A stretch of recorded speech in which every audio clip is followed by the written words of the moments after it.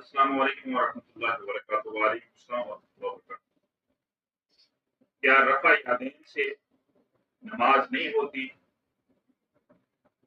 ہماری محلے کے مسجد کے قاری صاحب نے جمعے کے دن تحریر کی ہے کہ جو رفع یدین کرتا ہے اس کی نماز نہیں ہوتی۔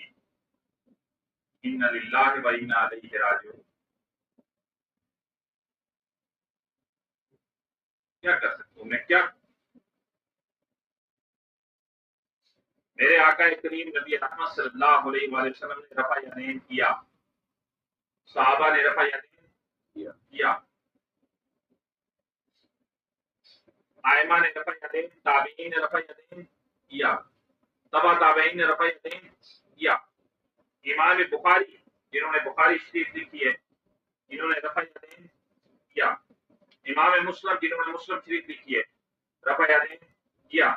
امام ترمذی انہوں نے رفع یدین کیا۔ شیخ عبد القادر جیلانی علیہ رحمہ جن کے آپ 11ویں کھاتے پھرتے ہو، رفع یدین سے نماز پڑھتے تھے۔ لگاؤ فتویٰ سب سے پہلے شیخ عبد القادر جیلانی پر کہ ان کی نماز نہیں ہوئی۔ وہ اونچی آواز سے آمین بھی کہتے تھے، آج بھی ان کی مسجد میں اونچی آواز سے آمین بھی کہی جاتی ہے، رفع یدین بھی کیا جاتا ہے۔ سب سے پہلے ان پہ فتویٰ لگاؤ فتویٰ امام بخاری پہ کہ وہ رفع یدین کرتے تھے، ان کی نماز نہیں ہوئی۔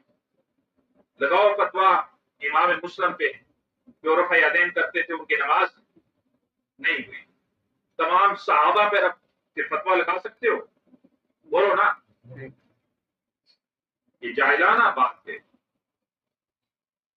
رفع یدین کرنا سنت ہے، اور اگر آپ سچے مسلمان ہیں نا اور آقا کریم نبی رحمت صلی اللہ علیہ وآلہ وسلم سے محبت کرتے ہیں تو میرے آقا نے فرمایا میری ہر سنت قیامت تک زندہ رہے گی۔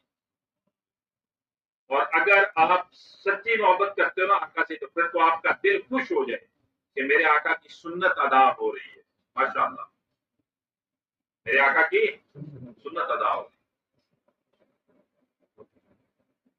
اللہ ہمیں ہدایت دے۔